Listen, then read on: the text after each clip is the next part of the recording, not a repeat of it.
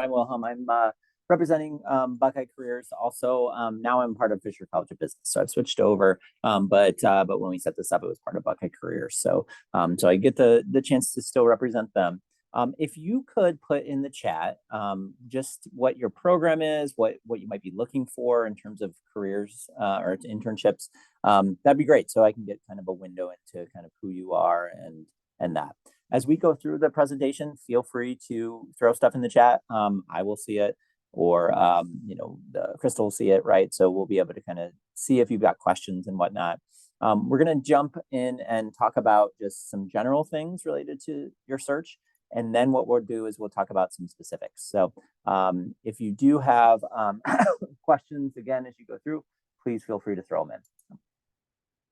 So what Buckeye Careers does, so you have a individual career service office based connected to your degree. Typically, not everyone does, but typically you will. You can go to them or you can go to Buckeye Careers. Buckeye Careers can help you. You can do hour-long appointments. You can meet with individuals there for things like your resume, interviewing, cover letters. You can do things for like career exploration if you're not sure exactly what you want to do when you graduate.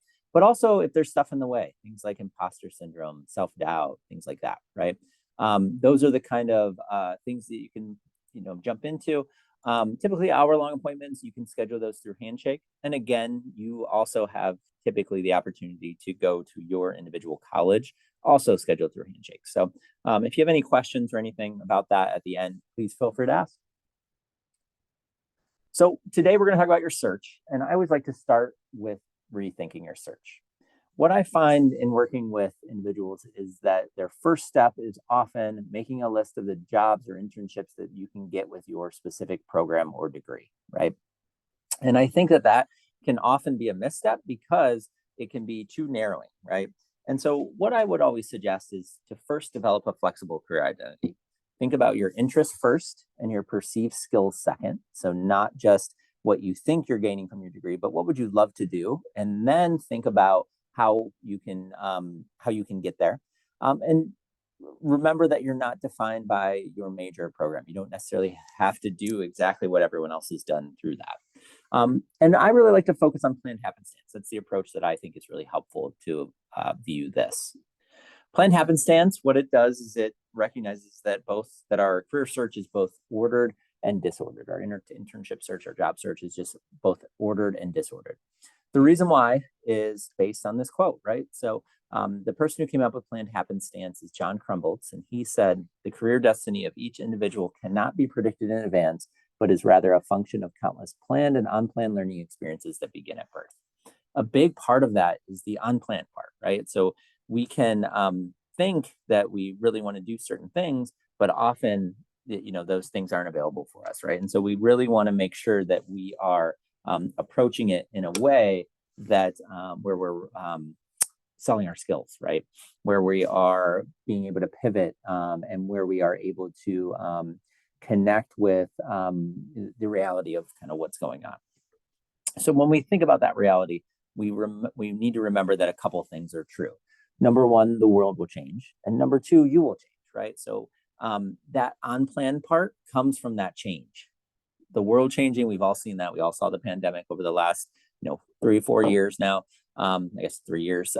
But we are, we're have experiences that have proven that we can adapt and move through change. But it definitely showed us that we don't have total control. And we will also change, right? So I want you to think back about yourself 4 years ago. 4 years ago, you were a very different person. But for some reason, when we look forward, we think, well, I need to know exactly what I'm going to do. I need to have total control. And the reality is, you're probably going to change again. You'll probably be a totally different person, not totally different, but a very different person 4 years from now. So it's important to think about that change. When we look at planned happenstance in general, the first step is often to look at the past, right? And to think about how we used to approach this. And it's not a terrible way to approach the internship search, but it is missing some parts, right? And so how we used to approach it is this traditional approach where essentially you would think about that you just had to think really hard and you would come up with the perfect route or the perfect job or the perfect internship, right? So you would make a clear decision. You would do a very systematic and logical plan process. You would identify an ideal job and internship that would match your skills, and then you would narrow down your choices, right? That's not terrible. It's not bad. That would be ideal, but it's just not reality. So when we throw in planned happenstance, it makes it much more reality. The first part of planned happenstance, the first tenet, is that it embraces indecision, right? And so when we're thinking about your future steps, embracing indecision is important because you are very talented. You have a lot of options, right? And when we think about all of your options, often it's tough to make a decision. And maybe you'd be equally happy in two different routes, and that's okay, right? And so so that indecision, we recognize that it exists. It also recognizes that the future is unpredictable and uncertain. The pandemic certainly showed that, but that uncertainty and those unexpected events might offer opportunities. Two focuses of planned happenstance are that it's very curiosity driven, and risk taking is really important, right? And so when we think about that curiosity part, that's what drew you to your field. What are the things that are very easy to study? What is the research that you love to explore, right? What are the classes that come easier? Often that's the curiosity part. Or even like, what do you follow on social media? What do you what do you like to read about when you're not in class? Those kind of things, right? But it also focuses on the fact that risk taking is important, right? That you have to be willing to take chances to kind of move forward. Not every step will actually be fruitful. Sometimes it'll be negative, right? Sometimes it won't match exactly what you want. When I think about planned happenstance, I think about it like this, right? So the top one is what we think is going to happen, and sometimes we get very uncomfortable when it does not follow that. We feel like a failure. We feel like there's something wrong with us, right? And so imagine the top one. The top one would be, you decide you want to go to med school, or let's say you decide you want to, go into accounting, right? You start taking accounting classes, you get a master's in accounting, and you go and you become an accountant, right? Often that works, right? And often that's the case, but not for everyone, and not more often. I would say it's much more like the one on the bottom. So the one on the bottom, let's imagine this person decided they wanted to go to med school, right? So they start taking classes, they have to go take organic chemistry, and they hate it. They decide, this is miserable. I don't want to take organic chemistry. But now they have to change their entire plan because they can't go to med school. So they're feeling down, they're feeling a little depressed. They have a friend who lives in Florida. They go to Florida, they hang out with that friend, they swim with dolphins. They do this, fun excursion where they swim with dolphins. They decide this is the best thing they've ever done, and that's what they want to do. So they get a job at this dolphin training place. They love it, but they're, running by the pool. They fall, they break their ankle. They can't do it anymore, right? And so they still need to work, right? And so they they switch jobs at the dolphin training place, and now they're doing training, right? They're helping people see who come in, families that are coming in, doing educational things for these groups that are coming in, right? And so through that, they discovered that they love education, and they decide they want to do corporate training. So, obviously, this is made up, and it's not a real thing, but you can see there's some realities in it, right? We're going to hit barriers for sure, right? And then we're also going to hit things that we are bump into, and that we really decide that are going to be good fits. And that's what planned happenstance is about. It's that moving forward despite the barriers, and bumping into those interests and exploring those interests. When we think about the happenstance approach, when we think about career planning, the keys here are that you can't be in control of everything. You'll likely be making an educated guess at best with incomplete data. And because of that, the goal is to gather as much information as you can, and then pick whichever one's in the lead. So you might, be 70% confident in one direction and 40% confident in another direction, and you might have to just jump into that 70%. Often what we do is we get into the world or the field that we're interested in, and then figure it out from there, right? We decide, I want to go into finance. We get in the finance world, and then when we're in there, we discover, what are the other jobs here? What are the, what do I like? What don't I like, right? And so often we start with that first part of unknowing, not knowing everything. So we started out with saying, excuse me, don't make a list, or don't look at what can I do with a major, right? But I do want to give you some resources that are helpful in terms of doing that. So we're going to jump over to those real quick. So just a few. So Ohio State has a great list here, and I'm going to put these in the chat so you have them. But Ohio State has a pretty good list here, right? Of what can I do with a major in, right?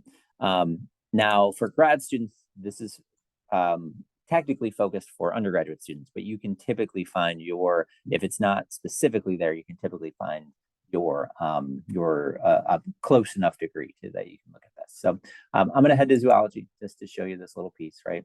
And you can see there's a whole bunch of titles there, right? So some of them need advanced education in other areas. Some of them you could jump right in. Some of them you won't find interesting at all. But what this is meant to be is just a first kind of start where we're looking at what might be out there for us. There's another really cool link. And if we start here at Buckeye Careers, and I'll send you the link here, but we go to current students, and then we go career resources. You have to go through this one to be able to go through a firewall. So if you go through that one, it tends to be a good route that you can get around that firewall. So you go to career resources, you go 3 down, and you go, what can I do with this major? And then this is through the University of Tennessee. We pay for this, right? So we subscribe. But then you can jump in and you can click on one here. I'm just going to go art history. And they do a good job of giving you a whole bunch of ideas about where you might land. As we go through these, if you click on one, it'll give you common career paths, employers, and then different strategies to get there, right? Sometimes you're past those strategies already, and that's okay. But a lot of times it gives you great ideas about that maybe you haven't thought about where people are landing. So that's a good one too. Let me do this really quick. Sorry, I cannot copy it if it's already there. So focus is another one that is helpful. Now it's only geared towards undergrads for now, but you can again find the match, right? So focus allows you to take assessments that help you decide where you might want to land. You can skip this part, and I'm definitely not a huge fan of this part. I do think it can be helpful. But you can skip this part and go directly to what can I do with a major in with Ohio State. And then we can go, great, we'll do business accounting. And then it'll give you some ideas there. And any of the ones you click on here will give you some more information about what might be out there. I want to click on Versatile PhD as well. If you've not used Versatile PhD, this is a good one for grad students. My favorite route here is if you just go PhD Career Finder, it'll give you some options on both sides. So STEM and non-STEM, and then you can click on it and kind of see what might be worth exploring within those areas and what might be interesting. Okay. My favorite one to do is LinkedIn. So LinkedIn can kind of give you more of a real-time position here, right? And so what we can do here is we can go in, we can search The Ohio State University. We can go alumni. And then we can break down OSU's alumni based on where they work, where they live, what they do, what they're skilled at, and what they study. So I can go right here. I can put in zoology. OSU's 2,273 major persons who've graduated with zoology will pop up. It does not differentiate between grad and undergrad, right? And so that's something to keep in mind. But you can see kind of where they're working, right? You can keyword search here if you wanted to kind of narrow it down a little bit, right? You can see where they're living. You can just get kind of some ideas of job titles and things like that. That's often helpful. So if you've got to do it, go for it, right? It's there. But I always start with, what would be your dream? What would be an ideal step first? So we're going to jump into 5 different ways to internship search and job search, right? That I think are really helpful. There's probably some that you're not doing quite yet, and that's okay. It's good to kind of have a balance of all of them. For some fields, some pieces are much more helpful than other pieces. It just kind of depends on where you're searching, when you're searching, and what you're looking for. So. So just in general, it's recommended that you begin an active search typically 3 to 6 months before your target employment date. And that really depends on what you're applying for, right? And so some of the more corporate areas, you search in September for the next year, right? Or even further out, right? Some of it, nonprofits or things like that, sometimes you can get it, a month before, right? And so, but I would start searching. It's never too early to begin. And if you don't find something, it's never too really, I wouldn't say it's too late either, right? The process moves much more quickly than academia. So if any of you are PhDs and thinking about the tenure track route, that process, tends to take quite a long time, right? And so, but in industry, it doesn't take as long typically. Often you'll have layers of interviews, even for internships. Sometimes a presentation, sometimes not. Typically, when we talk about those layers of interviews, you're going to start out with something that's maybe Skype or phone to start out with as a screening interview, and then potentially in person. But after the pandemic happened, we're definitely seeing situations where you don't ever meet the people you're working with in person, maybe until you start if it's in person, or maybe never if it's a remote job. So it's you might totally be there. We're going to go through each one of these: advertised vacancies, specific employers, job fairs, professional organizations, networking. We're going to talk about the positives and negatives and how to do each one.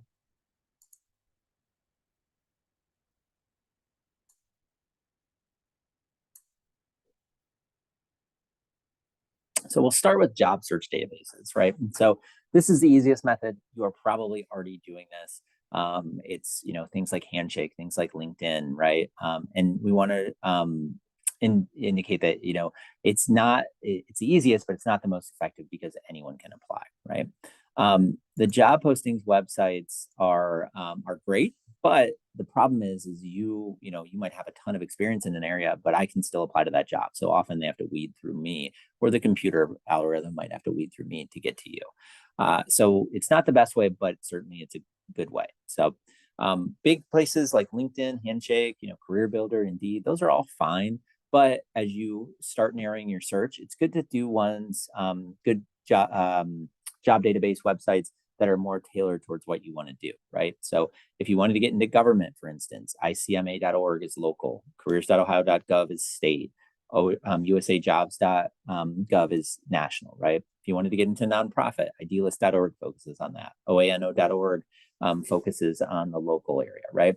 And so whatever field you're in, probably it's going to be the case that is that you have that more narrow focus, right? And so definitely think about those databases. Too far there.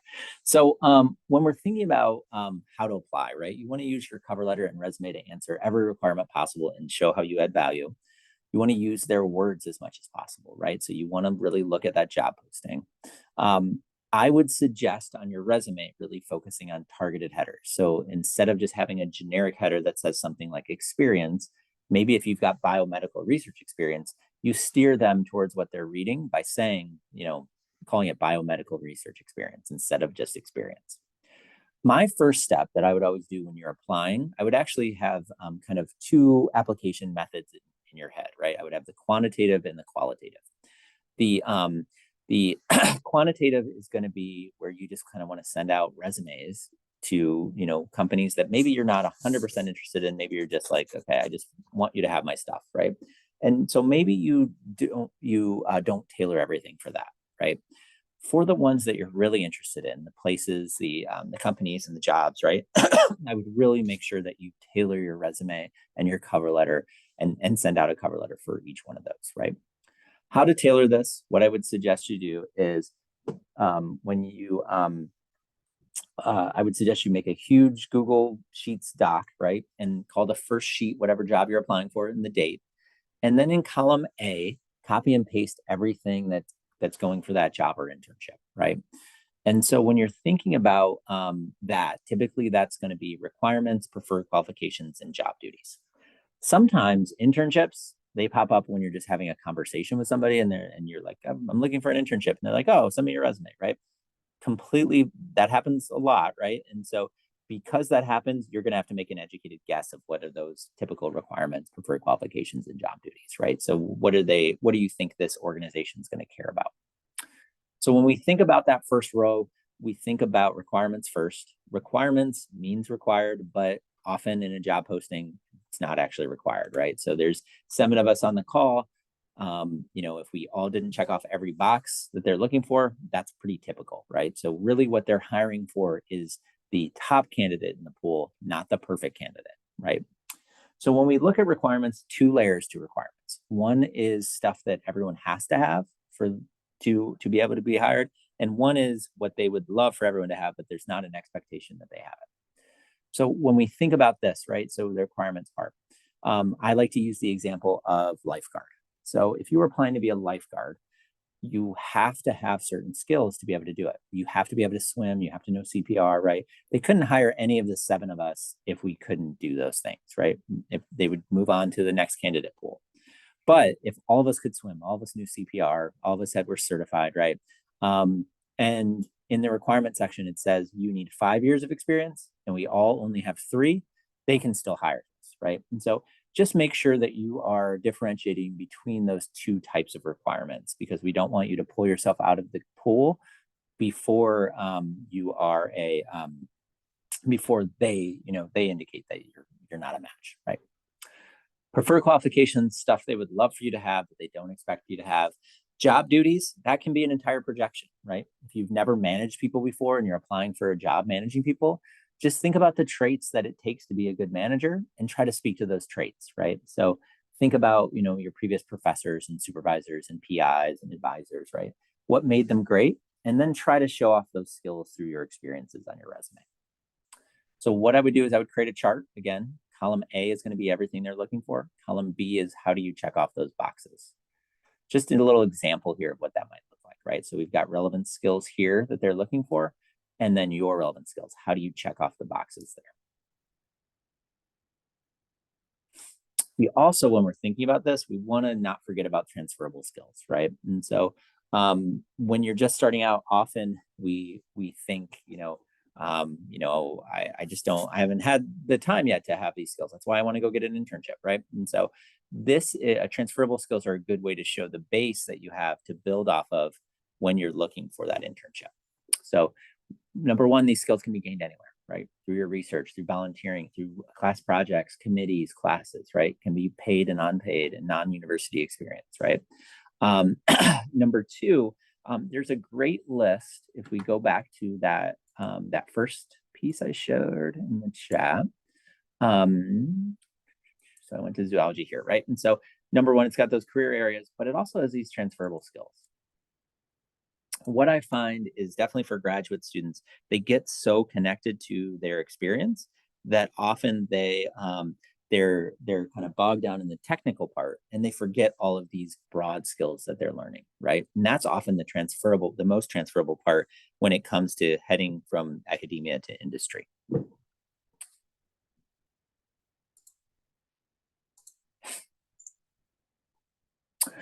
A lot of times students will say, I don't actually believe that this is something that places care about, right? But it is. The National Association of Colleges and Employers did a study in 2022, and they asked, what are some of the traits that you're looking for in a candidate, right? And this is what popped, right? Problem solving was the number 1 thing. As a grad student, you do that every day, right? Quantitative skills, analytical skills, certainly that's there. Teamwork, communication skills, right? So you can think about the places where you've gained these skills for sure. Just overall, what I would do is I would suggest keeping detailed records, right? And so make a huge spreadsheet where you are just tracking when you're applying to places, if you heard back, when you sent in, did you send in a cover letter, all those things, right? And so just making sure you're tracking all that. I would also suggest making a copy of a PDF of the job posting. What often happens is you apply for a job this month and you don't hear anything back for a couple months. And then you have applied for 10 other jobs since then, and you can't remember exactly what went into that job. That's really important to be able to go back to and speak to for that interview. A couple other things to think about when you're thinking about internships, right? Number 1 is we want to go back to this idea for the long term. What companies really care about, what places really care about is, can you check off the boxes? A formal internship is great, but there's other routes to get that experience. Number 1 is just project-based work. There's places like Parker Dewey, Fiverr, Upwork, where you can get that, right? Where you will actually get paid to do short-term work from companies and places where where you can gain some of those skills if you don't have them, or utilize some of the skills that you already have, right? Parker Dewey is a big one that we are already connected to. And again, if you go back to this page here, the career resources page, it is right down here, right? Micro internships, gig opportunities, right? And so this details out a little bit, but Parker Dewey is one of the ones that we're connected to the most. And again, this is at this career resources page. I'll throw that again in the chat just so you have it.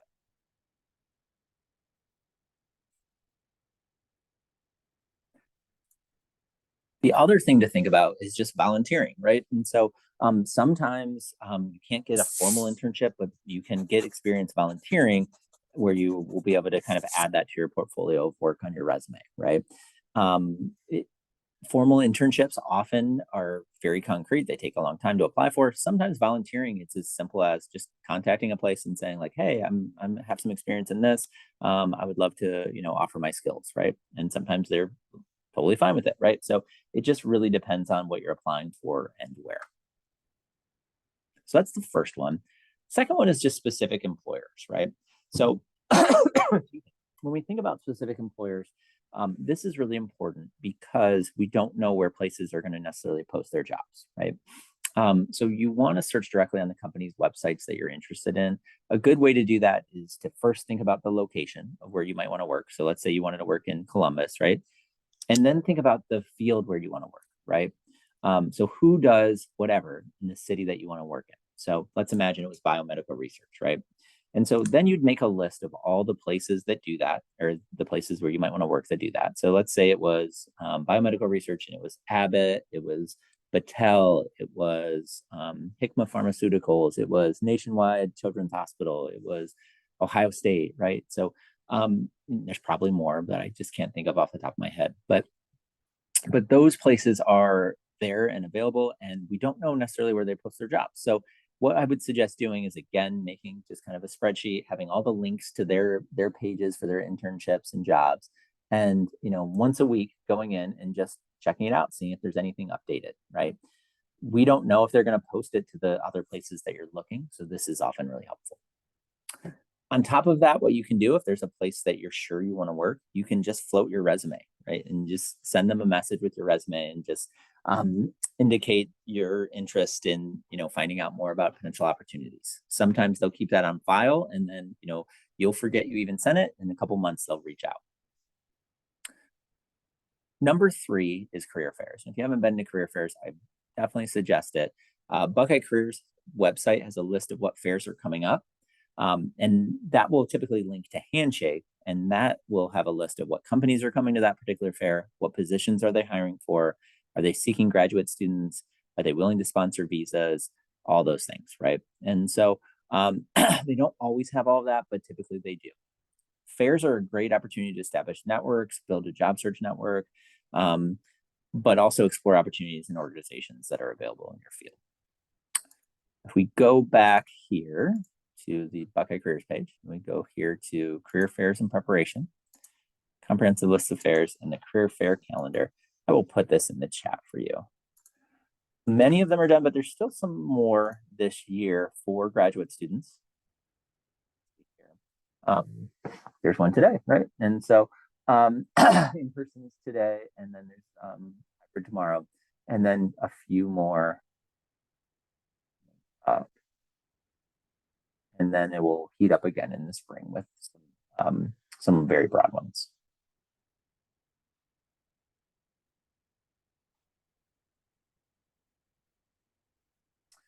This typically, all those are typically annual, right? And so any of the ones that are gone, if you have another year, right, you can check them out there. You never know what they're hiring for there, right? So if you go in and talk to people, sometimes it's internships, sometimes it's full-time jobs, right? How you prepare, if you haven't been to one before, explore who's attending, try to research the companies, look at their mission statement, look at, what they might be hiring for, that kind of thing. Prepare some questions. wear conservative professional attire. Typically, you're going to want to get as close to a suit as possible, depending on the field, right? So I think we had a working professional MBA in here. You're going to want to wear a suit.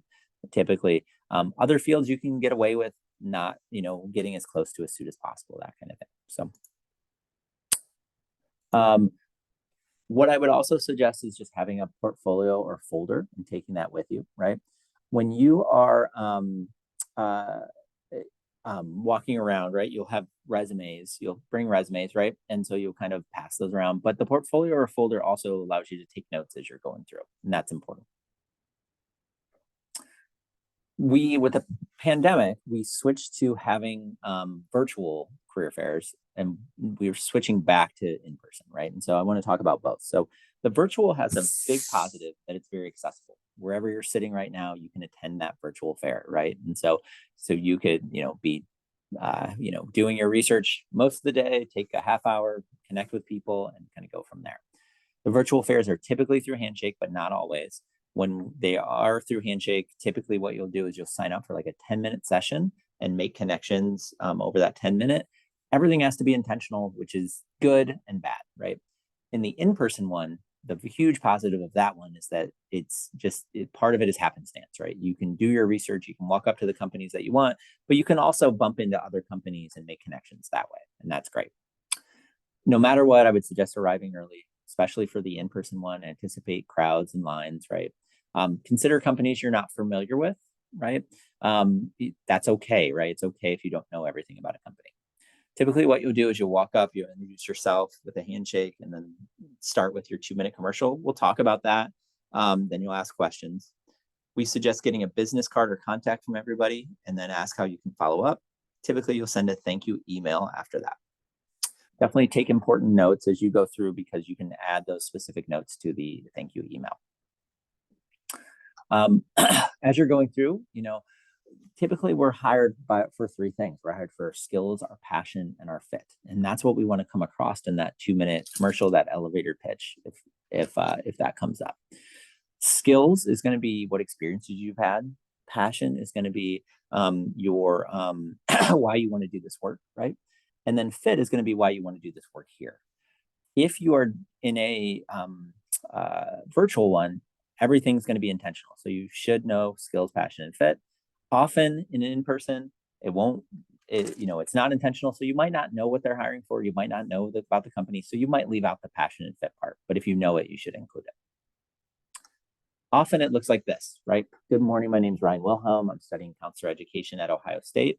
I've had several great experiences at Ohio State, where I was an intern with Buckeye Careers. I volunteered at Star House, and I worked at Ohio Dominican University. I'm excited and I'm ready for my next step as a career advisor. What appeals to me most about your organization is blank. At the end, sometimes it's a little awkward. So if it is, right, that you can always end with a question and just say, can you tell me about what you're looking for in a candidate? I really like that question, because no matter what they say, you can say you can talk about how you have that skill, right? So if they say, we're looking for somebody who's very creative, you can say, awesome, here's an example of me being creative, right? And so it allows you to kind of steer things just a little bit more, which is great. When you're done, send them a thank you email, right?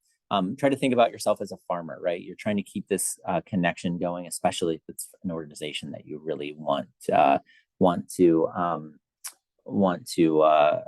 work at, right? When we're thinking about how to keep connected, often, you send a thank you email, then a follow-up one, maybe a couple months down the road with another question, right? Connect with them on LinkedIn, things like that. There's a good question. Will the slide deck be provided? Yep, I'll put it in the chat afterwards, after I'm done. So the 4th thing that I would suggest is just professional organizations, right? And so this is going to be super dependent based on your field and what direction you're going. But often there's local, state, national, maybe even international, right? So for me as a counselor and a career counselor, I have the Central Ohio Counseling Association, the Ohio Career Development Association, the Ohio Counseling Association, the American Counseling Association, the National Career Development Association, right? For your individual field, it'll change and be a little bit different, but probably will have these levels as well. What these places might have, they might have internship postings on their websites, right? But they will definitely have people who are on their exec boards who are advocates for the field, right? Who are really excited to help people like you get into the field. And that's something that I would definitely leverage. Being in Columbus, often there are conferences here because we're a central location. And no matter what, wherever the conferences are, it's often good to volunteer, right? And so as a volunteer, you might not be doing work that you really love, but you might be doing work right next to somebody and making a long-term connection that way. A good way to find these, if we go back here to that, what can I do with a major in part, right? And so I jumped here to art history. We can go really anywhere, right? I'll go business real quick. And we'll do marketing, right? And so if we go down here on this page, there's going to be a professional association. Now, these are national ones, right? So there's probably a Ohio Marketing Association, Ohio Business Marketing Association, right? So you're going to want to think about what those might be for that particular area, but it's often you're able to explore that and discover kind of what those might be, right? So we'll look at animal sciences here, and you can kind of see all that. But that's a good way to track those down. As a student, often the fees to join are much lower than they would be as a professional. Sometimes not, and sometimes it's not as beneficial, but I would definitely take a look and see if that is the case. So the final thing that I really suggest you do is just informational reviews. And I'm going to put a couple packets in the chat here, just on informational reviews, just a networking guide from Fisher, and then a informational interview packet from Buckeye Careers. Informational interviews are exactly what they sound like, right? So they are a good way for you to reach out and make connections with people, right? It's at the face of it, it's just exploration. It's just you figuring out, is this a place I want to work? Is this work I want to do? But when we think about it in a strategic way, it's actually a really good job search strategy, because most jobs go to people that they already know, and you're becoming someone that they know, right? Instead of being a faceless resume, now when your resume gets sent in and your cover letter, you can reference this connection, right? Or, maybe they would just know you, or it's very possible that before the job opens up, they already know who you are and they send you a message and say, hey, you should apply for this job, right? So this tends to be the most effective method of job searching, even if on the face of it, it's really just exploration. So what it looks like, you just contact somebody, right? So you first think about kind of where you would want to work, or what you might be interested in. Think about what you want to learn, what questions you have. Then you reach out either through email, calling, or LinkedIn message, and just let them know that you're interested in doing an informational interview. You'd love to chat with them about their position. If you know a little bit about them beforehand, that's great. Typically do it over Zoom. It's much more accessible, much easier for people to do. Just ask for 20 minutes, 30 minutes, right? Definitely don't send any questions at this stage. If you send questions first, then you never have that face-to-face contact. You're never memorable, right? And so you want to be memorable. You want to have that connection. Potential contacts, family, friends, people you meet at career fairs, conferences, right? All of these, but especially LinkedIn, right? So LinkedIn is a huge one, and we're going to go back there real quick. So again, I would start with Ohio State. Now, if you are moving somewhere, and like, let's say you're moving to Seattle, right? And that University of Washington is going to funnel into Seattle much more than Ohio State is, you can definitely search alumni from Ohio State. You won't have that connection necessarily then, but you can do it. I would also utilize your undergraduate degrees, all of that, right? But what you do again, so search OSU up here, go there, go alumni, and then you can search these alumni by where they work, where they live, what they do, what they're skilled at, and what they study, right? And again, LinkedIn is made for this, right? And so, and feel free to connect with me, right? But LinkedIn's made for this. It's not like, Facebook, where if someone messages you, you're like, this is weird. Why is this person messaging me, right? LinkedIn is made so that this happens. when you're thinking about this, I want someone to throw a company in the chat, and I'll look up that company. I'll show you kind of how we can do this.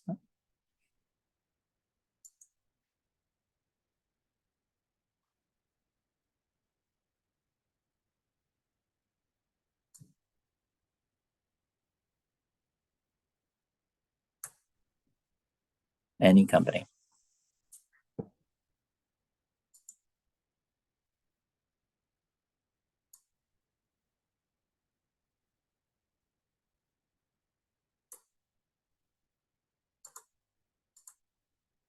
Cool.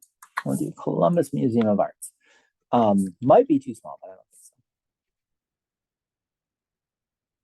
And it could be that it's called something else. As you can see, I misspelled Columbus, and it does not help you.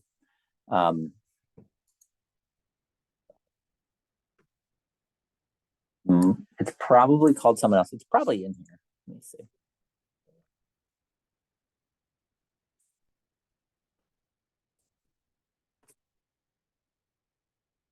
Yep, I just put art at the end.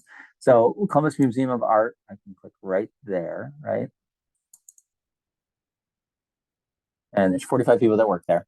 I can go through, see what they do, right? If I can keyword search here, if there's a particular area with your degree, you can punch your degree in here and say, okay, what's someone doing there, right? And I can kind of work through that way, right? So I'm going to click on Morgan. And so as I'm going through, the other thing I can do is I can click right here on Columbus Museum of Art, and then I can go people, right? And so this allows you to search anybody who works there who happens to be on here, right? And you can kind of explore that way too. And you can search by what they're skilled at, what they studied, keywords, all that. Let's go back to Morgan, right? So what I would do in Morgan's case, every part of you will feel like you have to click message. They set that up on purpose. And they'll ask for more money. You don't need to message first, and you probably shouldn't because you want to make connections anyway. So if you go more, connect, add a note, I can just put right there and say, hi, Morgan, I'm a student at OSU, really interested in what it might be like to work at Columbus Museum of Art. Would you be willing to chat with me about your experience, right? And that's it. So it's sometimes they'll ignore you, sometimes they become a mentor and they help you with the rest of your career, right? I'm going to then let's jump into someone name a city that they would like to move to.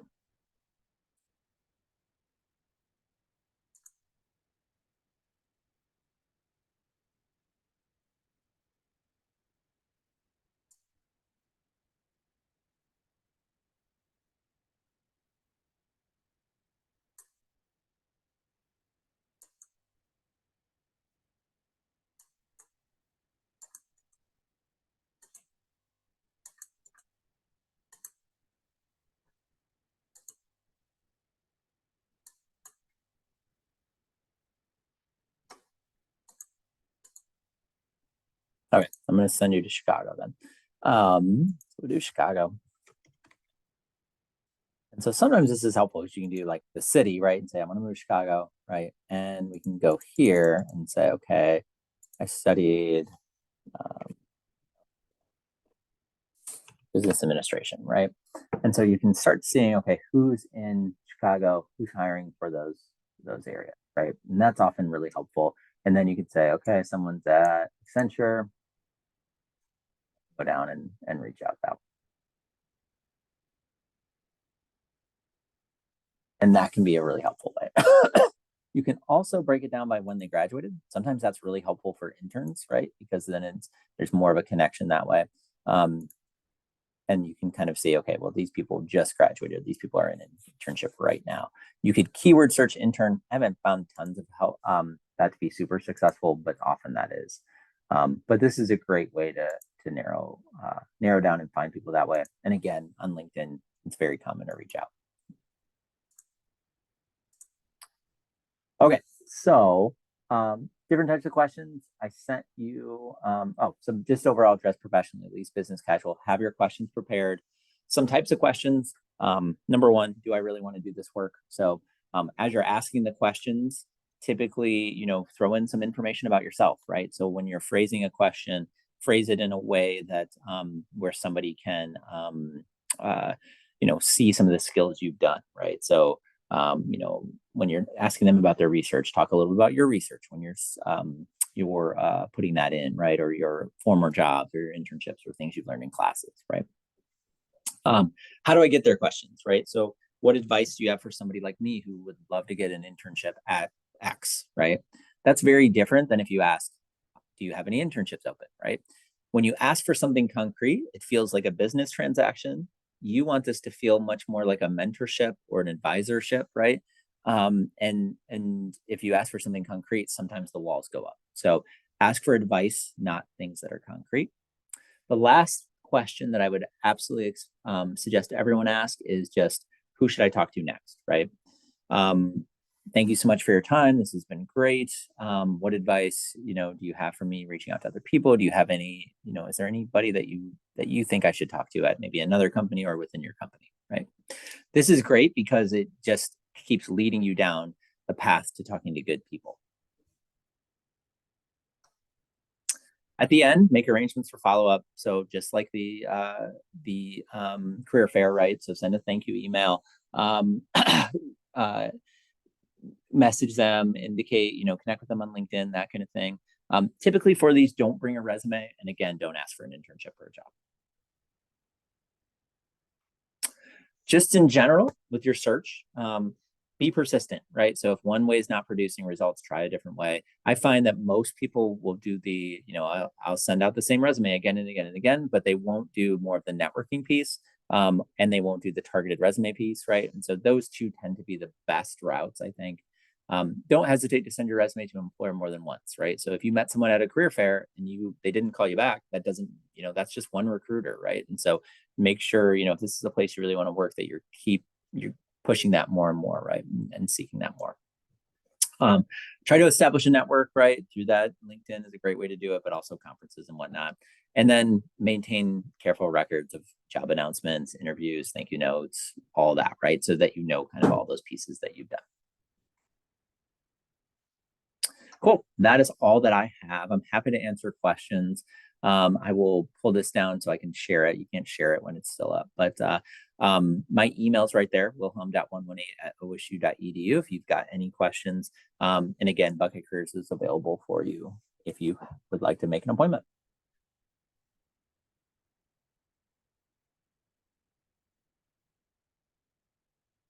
Any questions?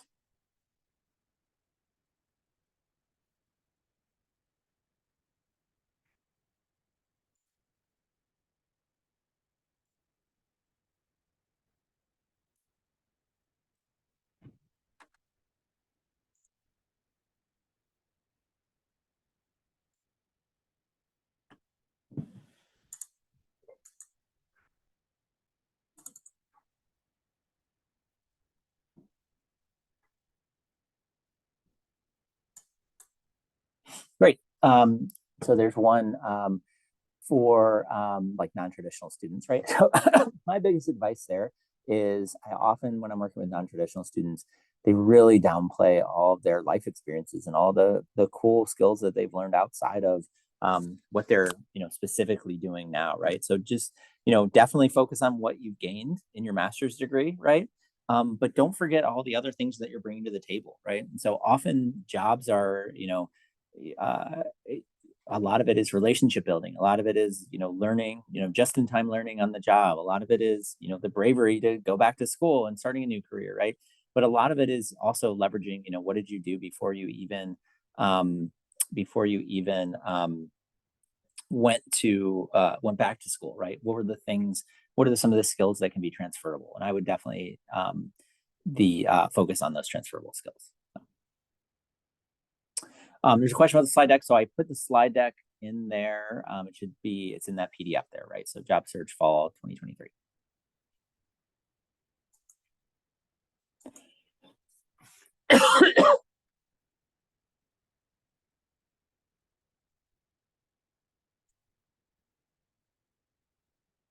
Okay, if we have no other questions, I'll leave it there.